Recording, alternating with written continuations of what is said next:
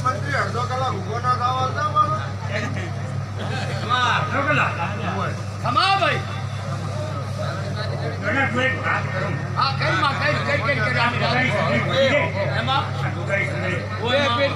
પરિવારની તમારા મનમાં વાત પડી છે